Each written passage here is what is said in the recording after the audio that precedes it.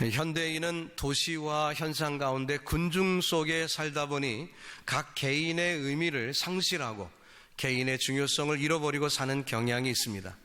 과거 시골에서 우리가 자랄 때는 그 동네 김씨네 셋째 아이 이런 식으로 금방 어른들이 알아보고 또 아주머니들이 이름을 부르곤 했던 그런 일이 있었죠. 그러나 도시화가 되면서 학교에 들어가는 아이들은 1학년 5반 54번 이런 식으로 번호로 불리고, 그 다음에 시험을 볼 때는 수험번호, 그 다음에 조금 더 크면은 주민등록번호, 그리고 미국 오면 Social Security Number, 그걸로 우리가 결정되는 그런 모습을 살다 보니 나 하나쯤이야, 내가 무슨 일을 할 수 있나, 나는 아무 소용없지 라며 너무나 작은 존재처럼 느끼며 사는 경향이 있습니다. 그러나 성경은 그렇게 말하고 있지 않습니다. 성경은 저와 여러분 한 사람 한 사람이 얼마나 중요한지 그 중요성을 우리에게 강조하며 그렇게 말씀이 기록되어 있습니다. 때로는 좋은 일에도 한 사람 때문에, 때로는 나쁜 일에도 한 사람 때문에, 엄청난 일이 우리 한 사람 때문에 벌어집니다.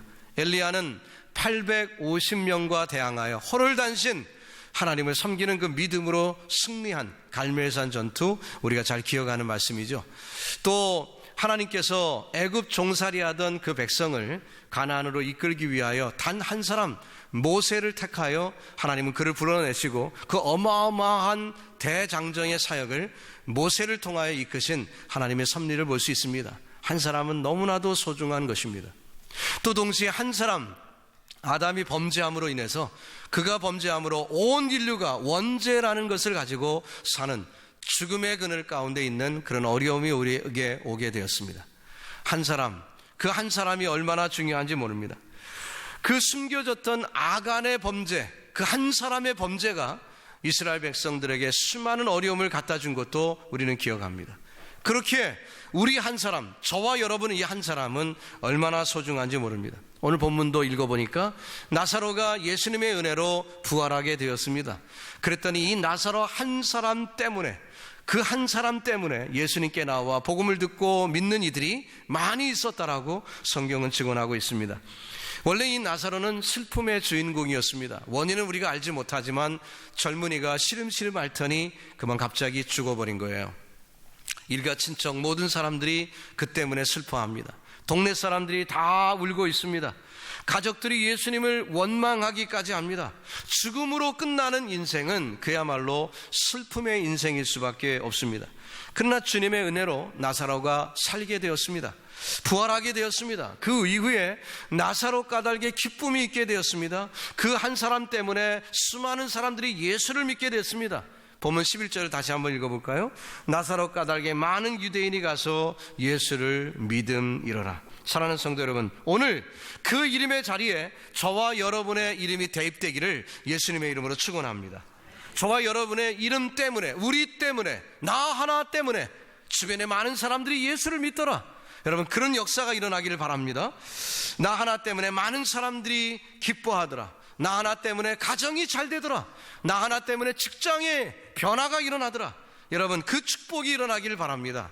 이것은 그저 소원, 소망으로 끝나는 게 아니라 실제 상황입니다. 나사로 때문에 그런 일이 벌어졌고요, 아브라함 때문에도 그런 일이 벌어집니다.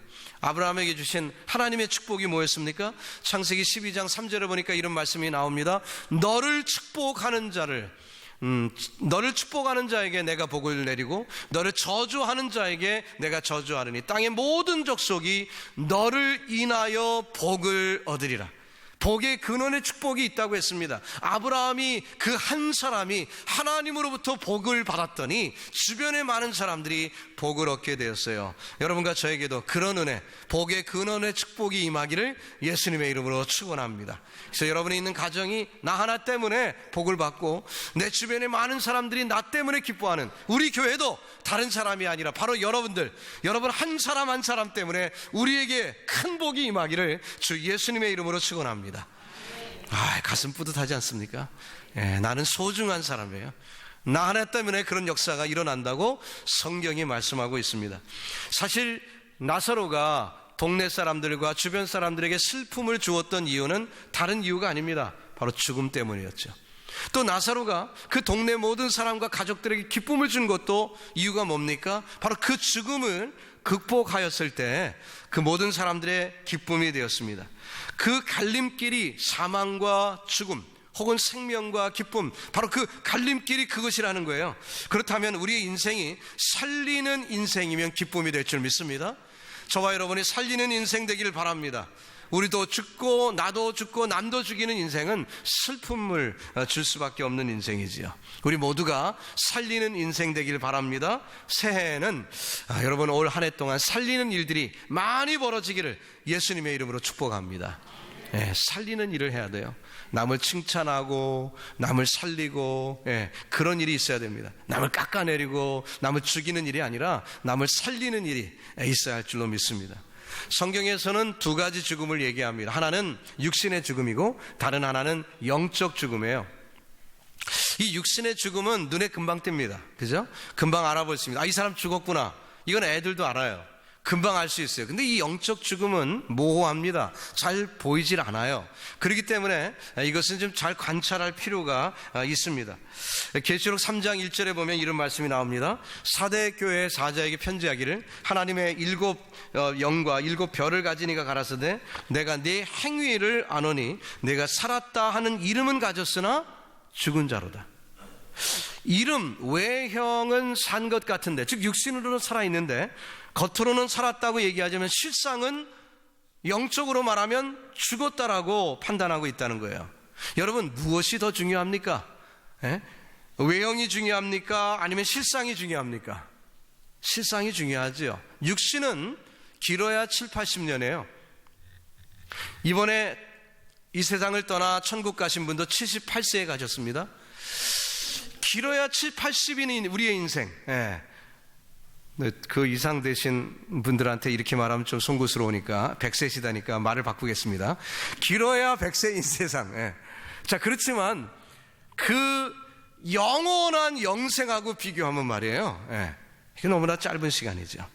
그 중요한 건 뭡니까? 실상, 영적인 생명이 훨씬 더 중요하다는 것입니다. 사실 우리가 영적인 생명과 또 육적인 생명, 영적인 죽음과 육적인 죽음을 이렇게 비교할 때 이 단어의 의미를 보면 죽는다는 것은 분리를 얘기하죠. 그러니까 우리 육적 죽음도 영과 육이 분리됐을 때 죽었다 얘기하고요. 또 영적 죽음도 하나님과 우리가 분리된 상태를 영적으로 죽었다 그렇게 얘기합니다. 그렇지만 쉬운 설명은 아니죠. 그래서 우리가 비교컨대 육적 죽음, 이 죽음이라는 단어와 영적 죽음, 죽음이라는 단어를 똑같이 사용하고 있으니까 아마 우리 영적 죽음도 육적 죽음과 굉장히 비슷한 것 같습니다. 그래서 우리의 육적 죽음의 상태를 한번 비교하면 영적 죽음도 이해하기가 쉬워요. 그래서 오늘은 그걸 한번 비교해 보려고 합니다. 자, 사람이 죽으면 어떻게 합니까? 장사 지냅니다. 땅에 묻죠. 이 좋은 표현이에요. 실상은 무슨 뜻입니까? 갖다 버리는 거예요. 그렇죠. 아무리 사랑했던 사람도, 아무리 중요시 여겼던 사람도 땅에 묻습니다. 더 이상 살아있지 않기 때문에 그렇습니다. 죽은 사람을 사람이라고 부르지 않습니다. 송장, 시신 뭐 이렇게 얘기하지 사람이라고 부르지 않습니다. 성경도 뭐라고 얘기하냐면요, 갖다 버린다, 내어 쫓는다 뭐 이런 표현도 나오고요. 계시록 3장 16절에 보니까 토해낸다는 표현까지 있어요. 그러니까 결코 반갑지 않은 것입니다. 그렇다면 우리의 영적 위치를 재확인해 볼 필요가 있습니다. 내 영혼이 지금 살아있는가 확인할 필요가 있다는 거예요. 내 영적 삶이 어떤가 한번 판단해 보자는 거죠. 확신이 없으면 곤란합니다. 슈바이처가 이런 얘기를 했습니다. 차고 안에 있다고 해서 자동차라고 말할 수 없는 것처럼 교회 안에 있다고 해서 성도라고 말할 수 없다, 이런 말을 했습니다. 거라지 안에 여러분이 있다고 여러분이 차가 되는 건 아니잖아요. 자동차만 차가 되는 것처럼 말이죠. 우리가 교회 안에 있다고 해서 우리가 성도라고 말할 수는 없는 거죠. 그렇기 때문에 우리는 확인해 볼 필요가 있습니다. 과연 내 영이 살아있는가? 꼬집어 봐야 돼요. 우리가 생인가 뭐 꿈인가 뭐 하면 꼬집어 보는다 그러죠. 우리가 이 시간 꼬집어 보는 시간이 되길 바랍니다. 그래서 내 영적 삶이 분명히 살아있음을 확신하고 확인하고 담대하게 살아있는 자답게 세상을 향하여 승리하는 믿음의 종들이 되시길 바랍니다. 자, 육적 죽음과 비교한다고 그랬어요. 자, 송장은 왜 갖다 버립니까? 첫 번째로 생각할 수 있는 것은 인간이 죽고 나면, 영혼이 떠나면 송장은 더럽습니다. 깨끗하질 않아요. 썩기 때문에 그렇죠. 사람은 죽으면 그때부터 이제 썩는 거예요. 과거의 신분이 어땠든지 간에 과거에 어떤 미모가 있어서 미스코리아 소용없어요. 요즘 컴퓨터 그래픽이 많이 발달해 갖고 영화 가운데 좀비 영화가 많이 나옵니다. 좀비라는 것은 죽은 시체를 얘기하는 거죠. 예. 근데 그 좀비 영화가 많이 나와요. 그게 막 걸어 다닙니다. 그거 사실 불가능한 얘기인데 인간의 상상력으로 그냥 만들어낸 그래픽이죠. 자, 그렇습니다. 그 모습이 어때요? 아름답습니까? 더럽죠. 예. 더러워요. 추합니다. 송장은 더럽기 때문에 가까이 하려 하지 않습니다. 그야말로 버리는 것이죠. 근데 영적으로 죽은 이도 더러워요. 가까이 할 수가 없다는 거예요. 옛날에 사형 언도가 내려지면 사람을 죽이는 방법이 가지가지인데요. 죄를 짓고 죽는 거니까 가급적이면 힘들게 죽게 만드는 그런 방법을 사람들이 연구를 많이 했어요.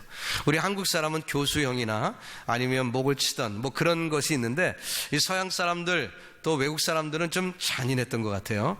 그래갖고 예수님처럼 로마 시대는 십자가에 오랫동안 매달려 놓고 그리고 그렇게 진이 빠져 죽게 하는 그런 방법도 있고요. 불에 태워버리는 방법도 있고요. 또 단두대라는 것을, 무시무시한 것을 설치해 놓고 철커덕 하면 목이 뚝 떨어지는 거예요. 뭐 이런 방법도 있고요. 또 여러분들이 수도원이나 이런 데 가면은 그 법을 어긴 사람들을 죽이는 방법이 있는데, 조그만 사람이 서 있기밖에 못하는 그런 방을 만들어 놓고 서서 죽게 하는, 앉지 못하고 서서 죽게 하는, 얼마나 고통이 심할까요? 그렇게 하는 것도 있고 말이죠. 근데 이런 방법이 있다는 거예요. 썩은 시체하고 같이 묶어 놓는 거예요. 살아있는 사람을 썩은 시체하고 같이 묶어놓는 그런 방법도 있어요. 그러면 이 산 사람이 썩어 들어가는 거예요. 그 썩은 것과 같이 붙어있기 때문에 썩어 들어가는 거예요. 아우, 참 생각만 해도 끔찍한 얘기 아닙니까? 그런데요, 그것이 우리에게 주는 교훈이 있습니다. 여러분, 썩은 것과 같이 있으면 영향을 받아요. 그렇기 때문에 썩은 것은 멀리 해야 됩니다. 노아 방주 때 어떻게 됐습니까? 온 세상이 물로 덮였습니다. 온 세상이 물로 덮였는데 이 배, 노아 방주만은 물이 들어오지 않습니다. 왜 그렇죠? 역청을 발랐어요. 물이 들어오지 않도록 방수 시스템을 해놨습니다. 그러니까 물이 침몰치 못하니까 온 세상은 물이 다 덮여서 기시가는 동물은 다 죽어버렸는데 그 사망 권세가 이 방주 안에 들어올 수가 없었어요. 이 방주 안에 있는 모든 동물은 살아갈 수가 있었던 것입니다. 여러분, 오늘날 우리가 예수 믿는 은혜 가운데 주님의 보혈이 저와 여러분에게 역청이 되는 줄 믿습니다. 그래서 우리를 지켜주고 우리에게 은혜를 주십니다. 세상의 사망 권세가 우리에게 더 이상 가까이 올 수가 없어요. 우리가 산 그 모습대로 산 영으로 그 삶을 누리고 영위하며 하나님께 영광 돌릴 수 있는 줄로 믿습니다. 믿음을 지켜야 됩니다. 그래서 그 일을 걸어가야 돼요. 산 믿음 가운데 승리하기를 주님의 이름으로 축복합니다. 또 송장은요, 끔찍합니다. 보기도 싫어요. 방에 혼자 송장하고 여러분 같이 있었다고 가정해 보십시오. 기분이 어떨까요? 요즘은 그렇게 안 하지만 제가 전도사 시절에 한국에서 이렇게 훈련을 받고 있을 때 그런 일이 있었습니다. 그 목회자들이 염을 했어요. 요즘은 이제 다 장의사에서 하지만 한국도. 근데 제가 전도사 시절만 하더라도 목회자들이 염하는 것을 성도들이 좋아했습니다. 그래서 제가 염을 해봤거든요. 근데 하필이면 그게 7월 달이었어요. 난생 처음 24살짜리가 염을 합니다. 그런데요, 그 죽은 시신을 만지고 부드럽게 만들어서 다리를 펴고 그래서 수의를 입히고 그리고 그 열린 구멍마다 다 솜으로 막고, 왜냐하면 막 뭐가 나와요. 그러니까 솜으로 막고 그러는데요, 그 손을 일주일 동안 비누로 빡빡 닦는데도 냄새가 나더라고요. 사람이 썩는 게 얼마나 참 오래가고 비참한지 모릅니다. 송장의 색깔이 어떻습니까? 청황색이라고 그랬죠. 요한계시록 6장 8절에 보니까 내가 봄에 청황색 말이 나오는데 그 탄자 이름은 사망이니 음부가 그 뒤에 따르지 못하리라. 푸릇푸릇하고 그렇다 누렇다는 거예요. 죽은 사람 예쁘다고 얘기하는 사람 본 적이 없죠. 물론 서양에서는, 우리 미국에서는 뷰잉을 하기 때문에 뷰잉을 위해서 장의사에서 얼굴에 화장을 합니다. 그래서 예쁘게 분칠도 하고 립스틱도 칠해놓고 그러니까 사람이 괜찮아 보이지만 실상은 그 색깔이 그렇지가 않습니다. 돌아가신 즉시에는 아직도 화색이 있기 때문에 특히 우리 믿는 성도님들이요, 돌아가실 때 보면 환해져요. 그 모습이 정말 고통도 다 사라지고 평안한 그 모습으로 가십니다. 그래서 그 모습이 참 아름답지만 그것도 시간이 지나면 어때요? 핏기가 다 없어지니까 누렇게 되고 청색을 띠게 되는 그런 일이 있다는 거예요. 이 송장은 같이 있을 수가 없어요. 아무리 사랑하던 사람도 같이 지낼 수가 없어요. 그래서 영적 죽음을 맞이하면 마찬가지라는 거예요. 송장 냄새가 나고 하기 때문에 같이 있을 수가 없어요. 여러분, 믿음의 백성들과 함께하는 이 신앙생활 잘 지키시고 인도하셔서 좋은 열매 많이 맺기를 바랍니다.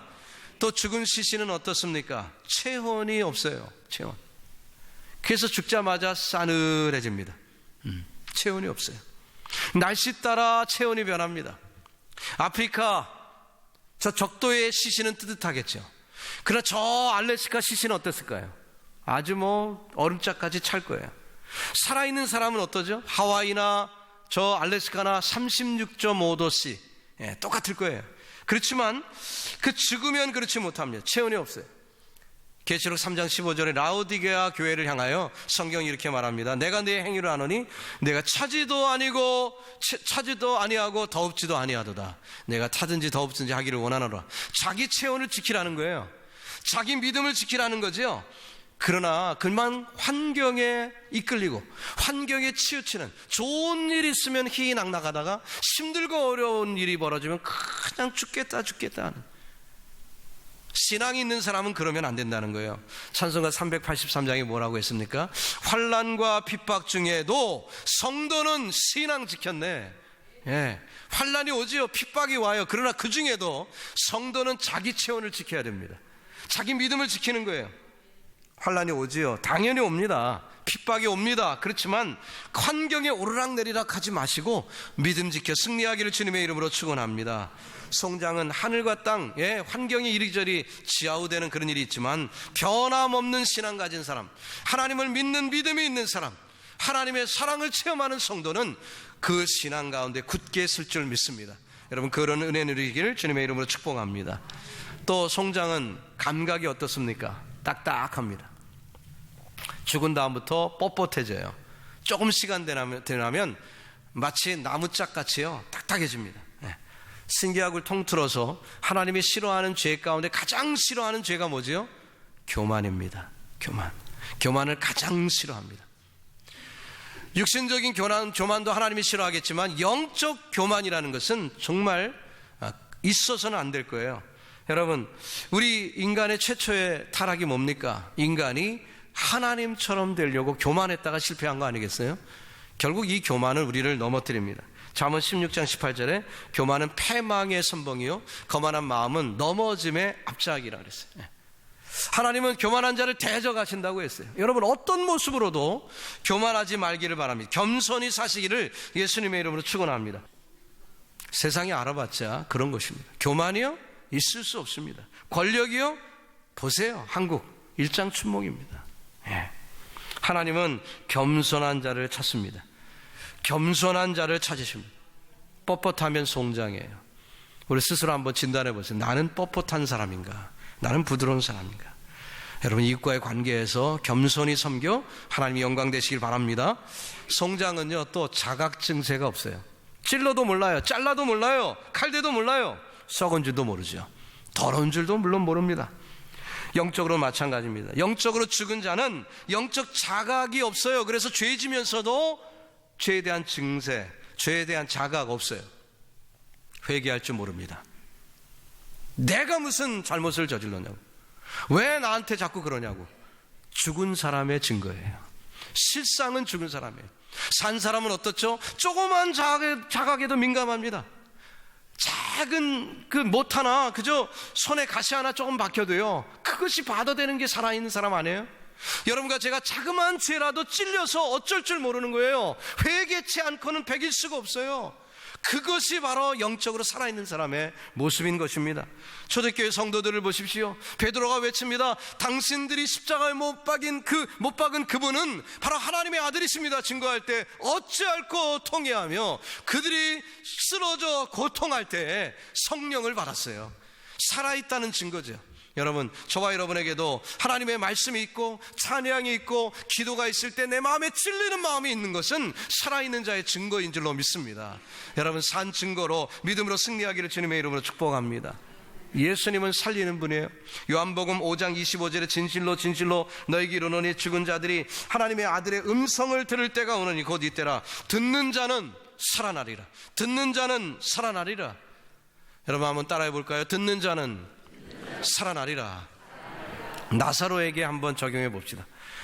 주님이 나사로를 살리실 때 어떻게 합니까? 나사로야 살아나라, 나사로야 숨을 쉬어라, 나사로야 눈을 떠라, 나사로야 손과 발에 힘을 가져라, 이렇게 하실 필요가 없습니다. 듣는 자는 살아나는 것이기 때문에 주님이 나사로야 하는 순간에 나사로는 이미 사는 거예요.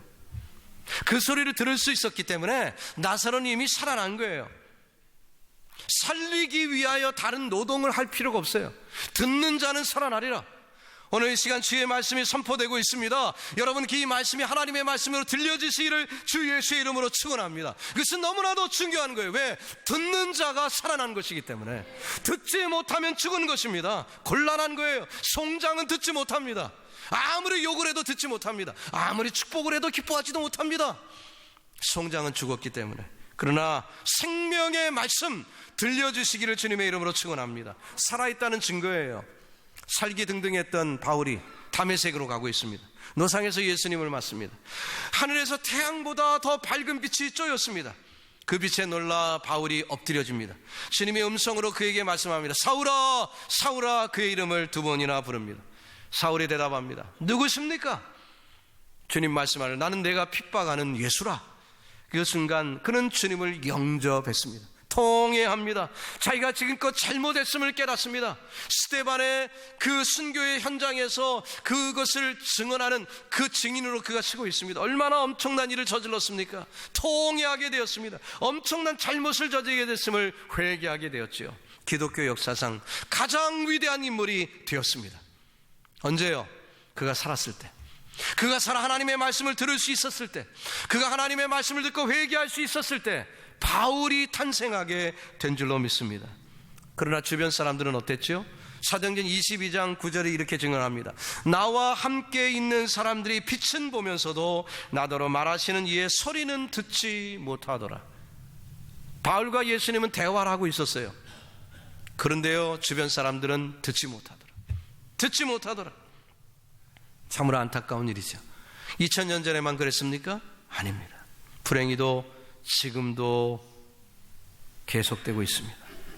오늘날도 예배 현장에 육신은 왔는데 하나님을 만나지 못하는 분들이 있습니다. 육신은 나와 앉아 귀는 열고 있는 것 같지만 심령의 귀가 열리지 않아 하나님의 말씀을 듣지 못합니다. 바로 내 옆에 있는 사람은 똑같은 말씀을 듣고 눈물코를 흘리며 통회하며 자복하고 있는데 무슨 소리를 하고 있는지 아무 소리도 듣지 못하는 이들이 지금도 있습니다. 너무나 불행한 것입니다. 죽었다는 얘기죠.